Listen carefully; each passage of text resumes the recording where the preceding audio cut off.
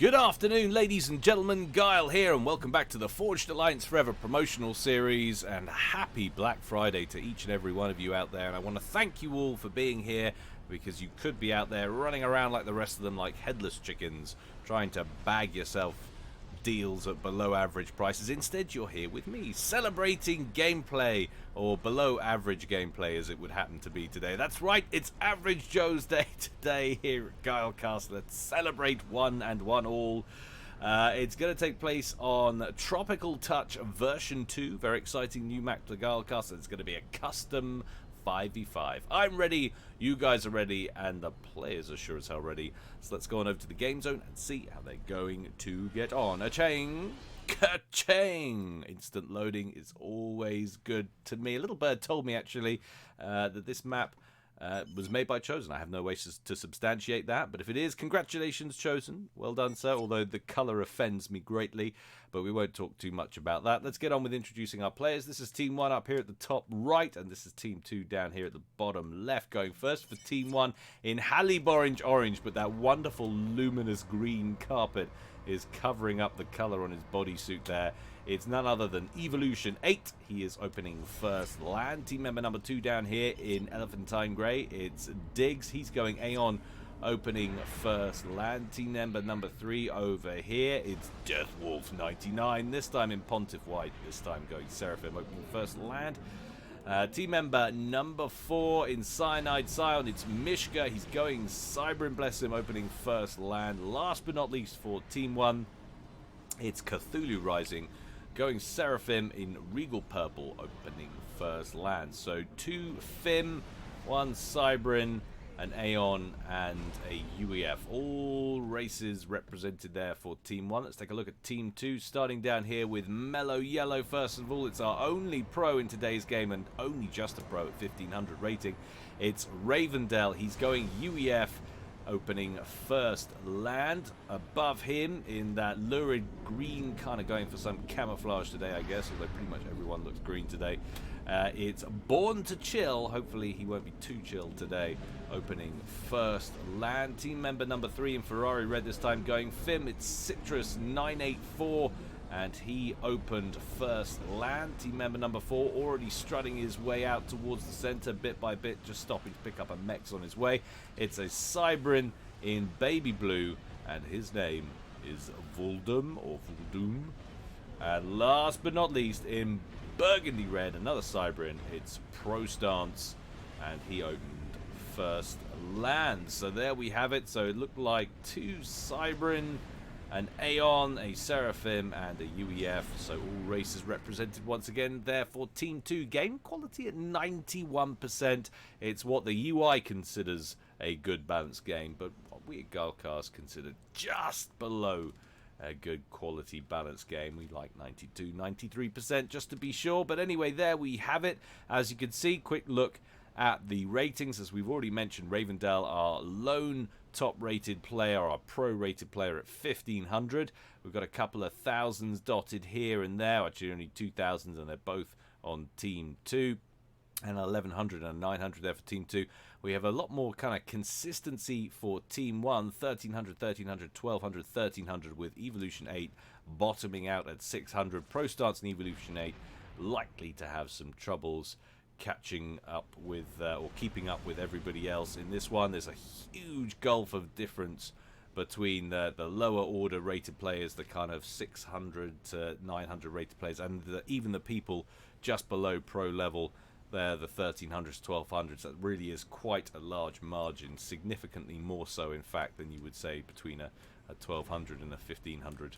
It's a big, big gap, but we'll see how they get on. Let's have a look at what's been developing while I've been yabbering on. Mishka heading south with his comm and a few Mantis. They're running into Aurora and a Spirit there belonging to Born to Chill.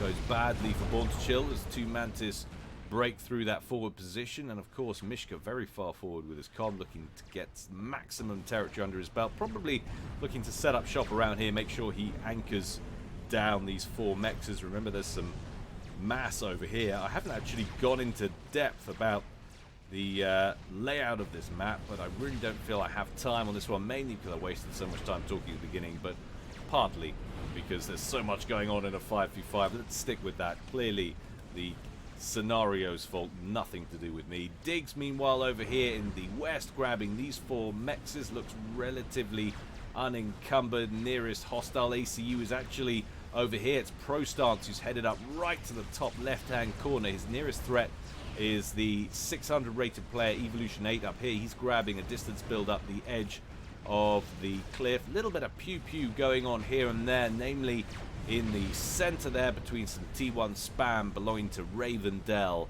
and Diggs. Diggs emerges victorious in that small section of the map, if only with 1 tank remaining. More moving in, however, there for Ravendell up the center. Is it Ravendell or Born to Chill? Sorry, Born to Chill. This is going to be a tricky one for me.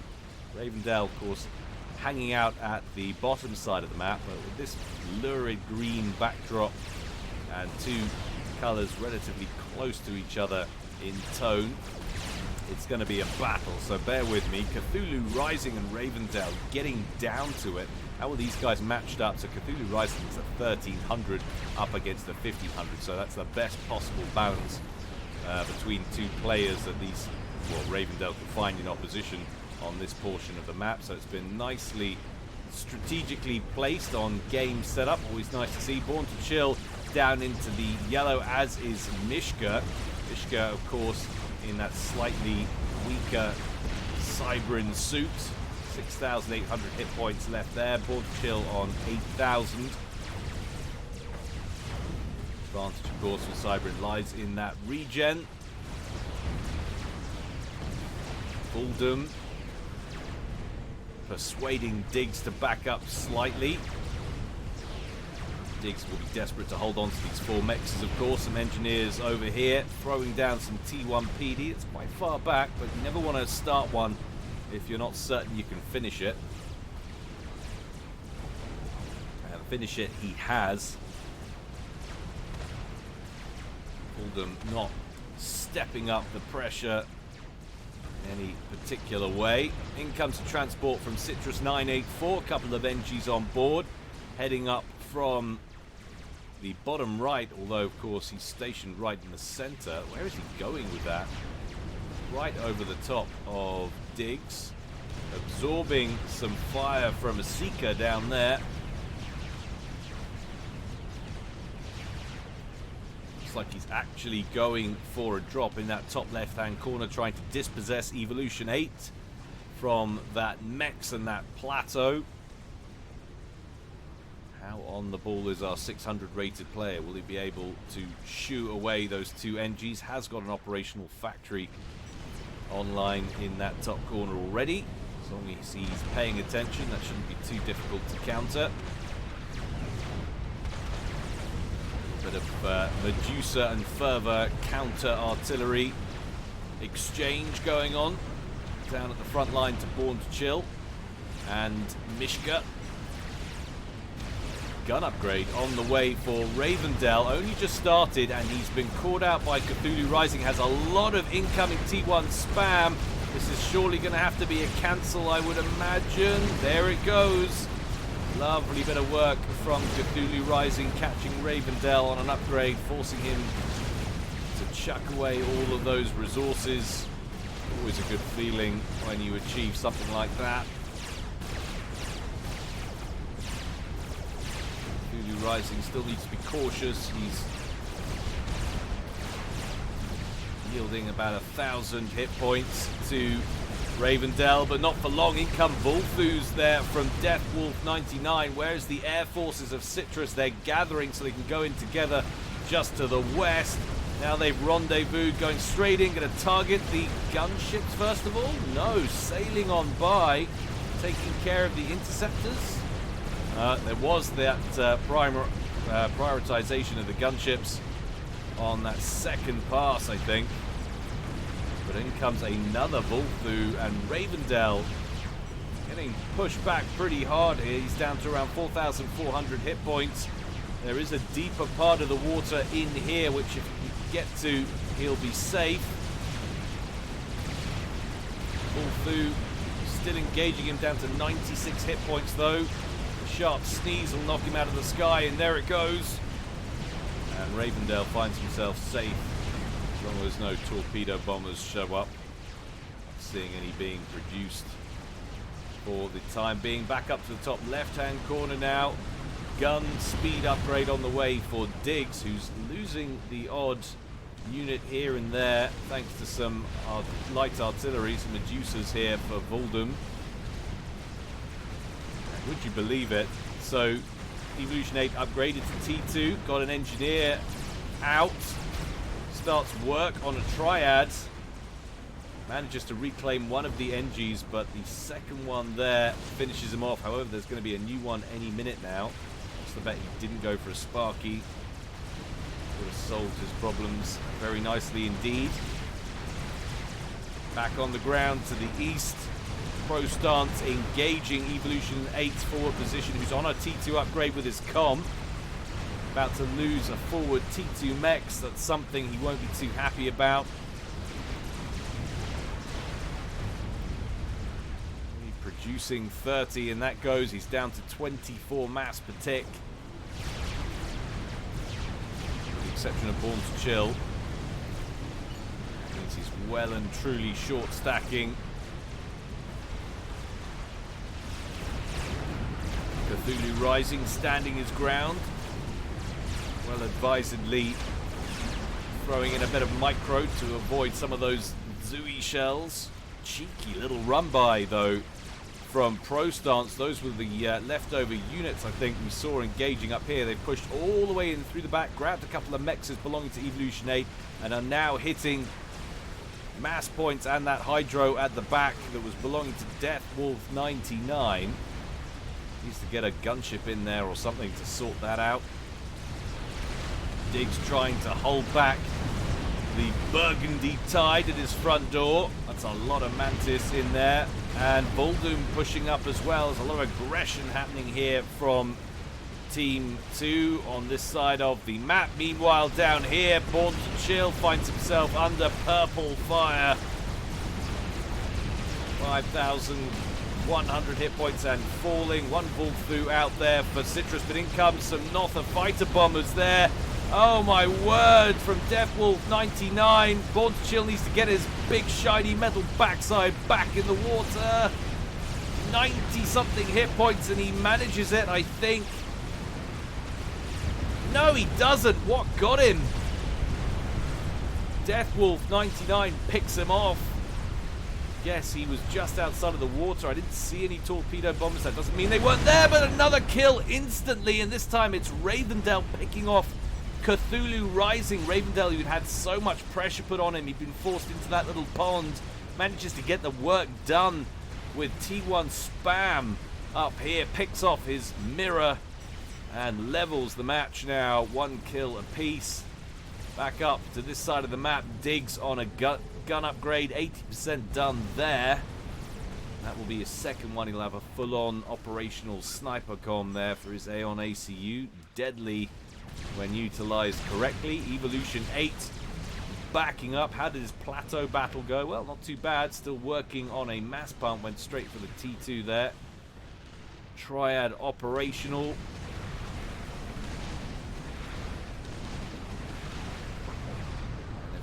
Evolution 8 knows what's good for him. He will get that comm and blap aside most of this. This is all Medusas primarily. He's also got some T1 bomber assistance there from Diggs. T2 upgrade in the pond on the way for Ravendale, who's now sending spam in single file up what was the alley he was taking pressure from Cthulhu Rising from. Evolution 8 withdrawing but fighting. Gradually, bit by bit, those Medusas. Oh, don't stop there. What are you doing? No, not a triad. Bless him, sir.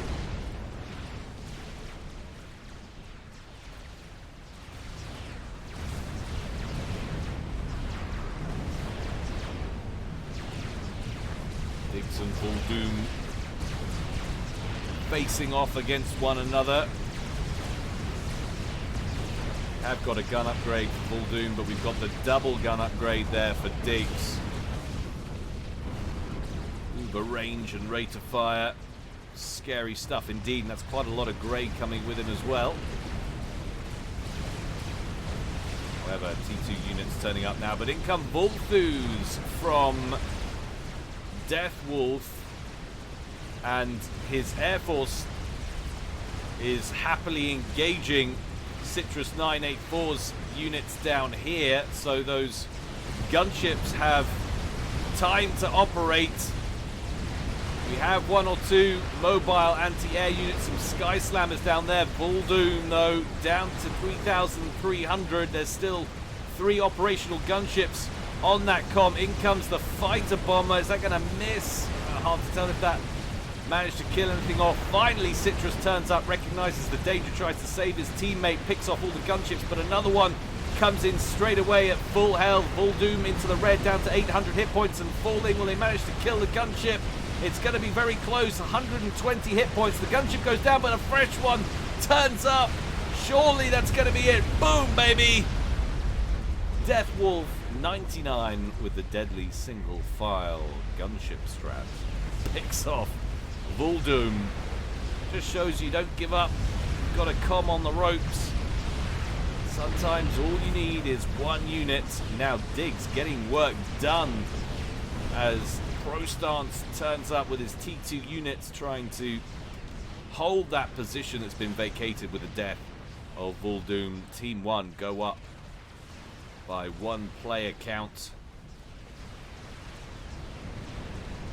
Let's take a look at eco. It's 137 apiece, total mass accrued, and they're literally ticking up in unison. So both teams have harnessed exactly the same quantities of mass so far. Incredibly close. Liable to get a slight tip now in favour of Team 2, of course, as they recycle all of Voldoom's base. At the same time, likely to lose some map control as well. Diggs playing it very coy with that comm. Could get in there, overcharge a couple of these hoplites, use that range, but I suppose once you've seen a comm being sniped with some air pressure and you don't have any or much air coverage of your own. He's got a few intercepts. I think he could be a little bit more confident than he's being. And Evolution 8 taking the role of backup constructor, throwing down some reinforcing emplacements. Give Diggs a place to withdraw to if he finds himself under pressure. Volthus out for Citrus, not going after Diggs' comm. Instead going straight up to that plateau at the top. He really has got a bit of a hard-on for that position.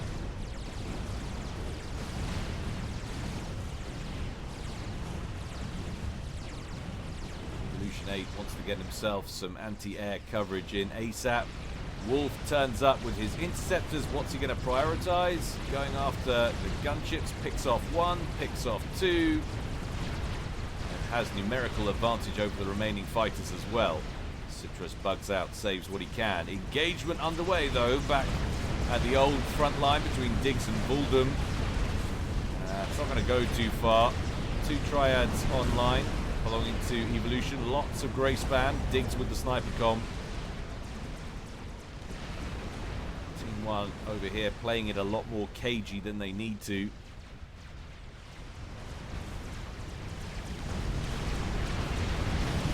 Needs to use his spam in conjunction with his comm, use the comm to batter down the T2.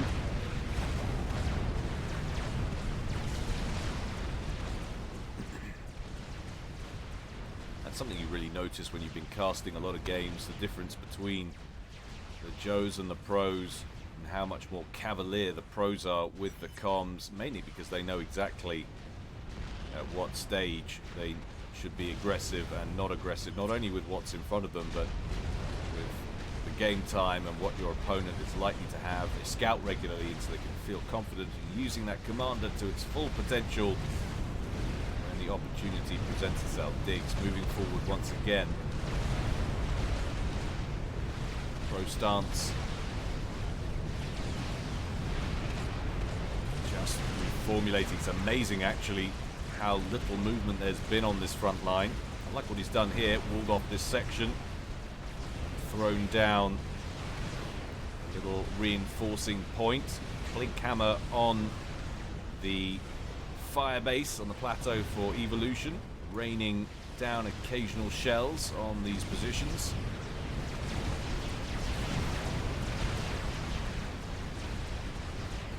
Diggs advancing with evolution, who's getting a bit of a point defense creep on.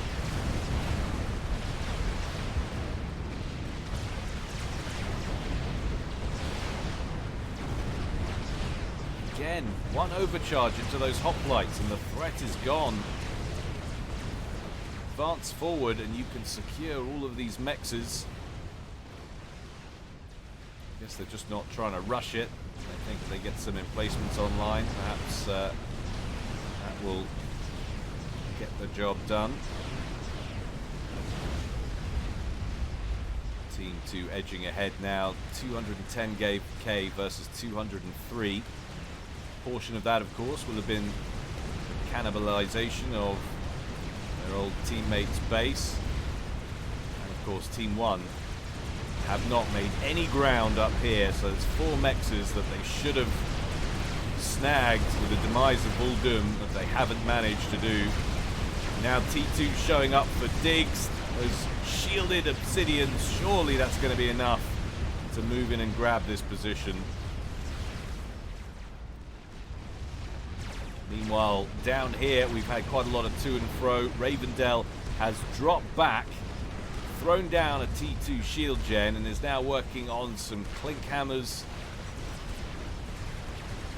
Question is, can he deal with the trebuchet fire that's raining down on him? We've got 4 mobile T3 artillery pieces. All we have to do is roll forward to deal with those shield gens. Question is, will they, or will they go after these outer lying emplacements? That's pretty good. Oh, maybe not. Like him coming straight down on top of the shield gen there, but alas, wasn't to be. Diggs moving forward now, feels more secure with the presence of some T2 units. They need to make use of these mexes. Evolution, at the very least, should get in here and lock those down. Ravendell now with triple shield coverage. And lots of pillars safely tucked behind them as well, underneath.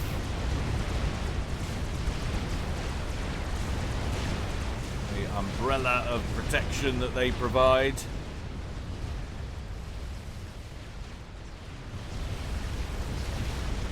Liking the presence of some mobile missile launchers. They go forward, take out that T1 PD. This represents a true ousting of pro stance from this corner, I believe. But look out, look at all the ASFs now flying around. Citrus 984, 132 apiece. Death Wolf, that's 68, and that's not power locked. So look at the contrast there. Air player for Team 1 has not kept up at all in eco. 61 and 68, 76 there, the lower rated players. Mishka down here is up in the 139s, but he's not running air. So a major air advantage now for Team 2. Can they capitalize? What are they producing and where? Still looks like ASFs for the time being. Haven't been alerted to the advantage that they managed to grab, but that's pretty nasty looking. Bricks turning up on the front line now for throw stance in this area that should have been locked down a long time ago.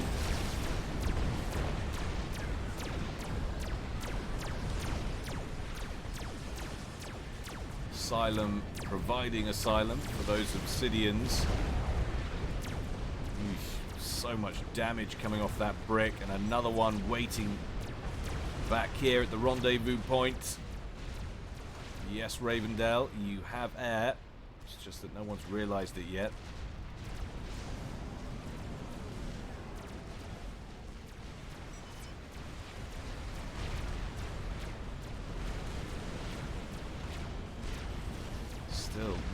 producing any air-to-ground offensive weaponry, which is a shame.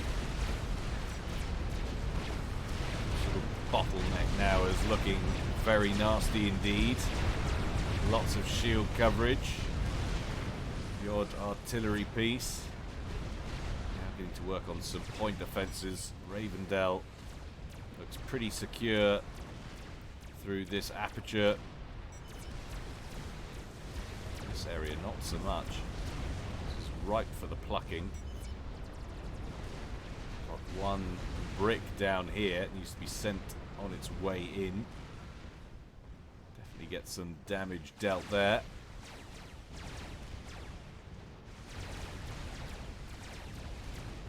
So Diggs picks up the mexes at the top left-hand corner, scoops the hydro, and sends the T2 on an offensive mission, but surely those bricks are going to tidy up. Pro stance down here, building a T2 P-Gen under shield coverage with his comm. Now 4 bricks manning the front line. Takes a while to chew through those shields, but once you're through, the Obsidians don't last long. Get under shield coverage. Not enough firepower to punch through and cause any damage. Oh, hello. Thanks but no thanks there from that Ravendell ambassador. That was just insane. He manages to fend off the attack, and then a friendly strap bomber turns up and blaps a portion of his base. Thank you for that, Ravendell. Must be American. Bit of friendly fire there.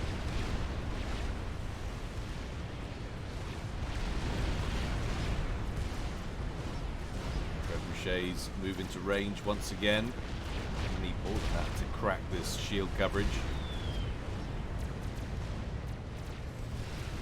That brick did move forward, but it's all by its lonesome, and that ambassador took a chunk of HP off it.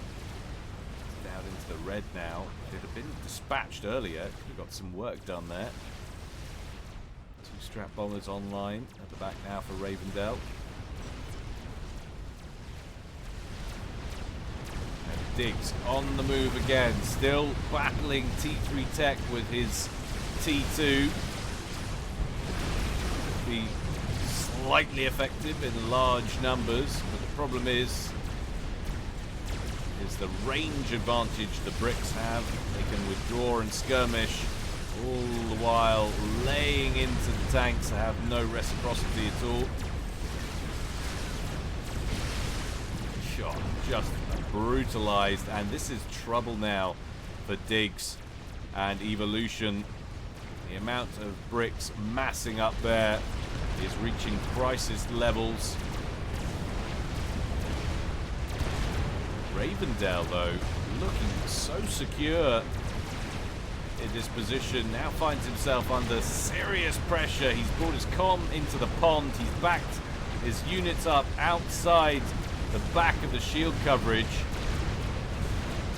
Now, Mishka advancing extensively, and the shields collapse. That pressure moving forward. Meanwhile, ambassadors over here for Ravendell looking for a pick. We've got T2 comm upgrade on the way for Diggs. He's underneath shield coverage, but he's got ambassadors and he's got bricks moving into his position. Shields down, half his armor gone, and bricks turning up to engage. He ain't getting out of that. And down he goes at 27 minutes and 27 seconds. Suddenly it's a 3 versus 3. Wolf turns up with his ASFs to combat those bombers, but he's grossly outnumbered by Citrus's Air Force, who will tidy those up. And now those bombers can go on to bigger and better things, and those things are killing off Evolution's comm, who's right up at the front line over here. That's going to be a kill for sure. And not only that, the attack on Ravendell down here has petered out. Down goes Evolution. It's now a 3v2. Mishka's front line is collapsing. What happened A spectacular batting collapse for Team 1, who were fighting on reasonably even terms, but just, I think the whole collapse basically was down to Diggs and Evolution up here. They allowed Pro Stance all the time in the world, didn't grab this territory, didn't make use, didn't tech up, and that was the end of them.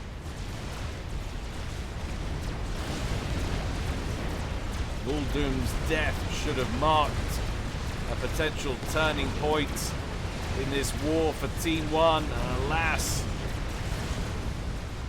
very little was achieved.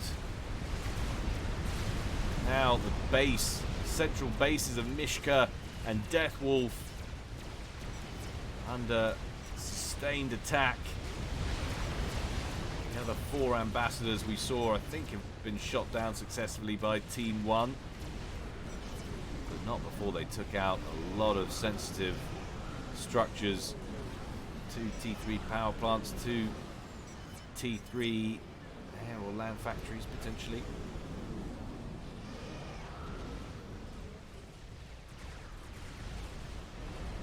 Look at that, it's got to feel good. Demolisher lobbing a few shells back at Mishka's main base from the south.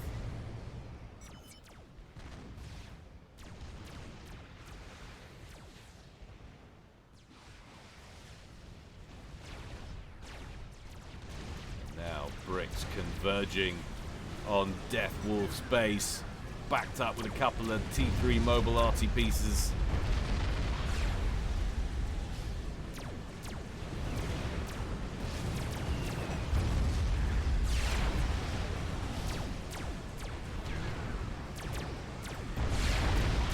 Attempt at a defense. Engineers throwing down T2 PDs, but it's all for naught. Bricks far too powerful, just march into the base.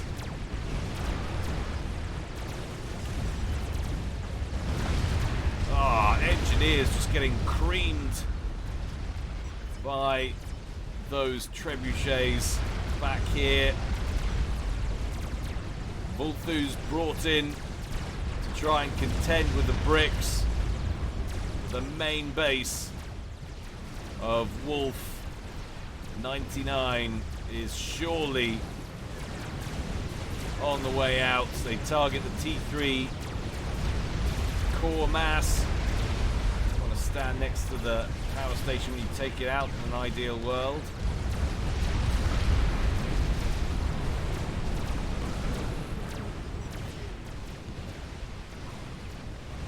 This is surely now the end of days for Team 1. Bricks OP, please nerf, says Cthulhu.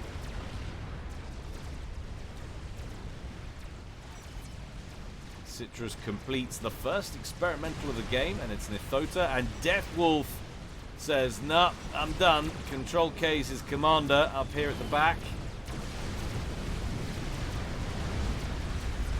There it goes. And on march the bricks to engage Mishka's positions from the south now, or sorry, from the north. It's almost like his south.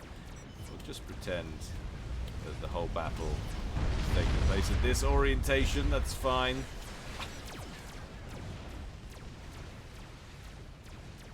Cthulhu to all. Curse your turtle powers, Ravendell. It was pretty good, it's got to be said. Kept out all of the pressure from Mishka, but that wasn't, I'm certain of it, that's not what lost Team 1 the game. Team 1's game was lost up here. Ravendell, his assault from the skies, but also Pro Stance's pressure on the ground. Excuse my dog barking in the background if you can hear him. He doesn't have any friends. Down goes another group of mass for Mishka. T3 mass of that. Ravendell advancing in the shadow of the Thota belonging to Curse. Mishka under shield coverage, just taking some occasional bombardment from the skies. Lord Ambassador rolling in. All those NGs ripe for the plucking. That's veterancy on a plate. Not even going to get there, though, because Mishka bravely marches out to meet his doom. At 32 minutes and 32 seconds, he goes down, bringing this game to a conclusion. And a win for Team 2. Very stylishly played, ladies and gentlemen. Hope you enjoyed it. More to come from me, as always, in the future, guys. Don't forget, if you feel so inclined, you can support me on Patreon. More to come from me in the future, though, as I've already said. Until next time, guys, stay well and stay safe. This is Guile, signing out.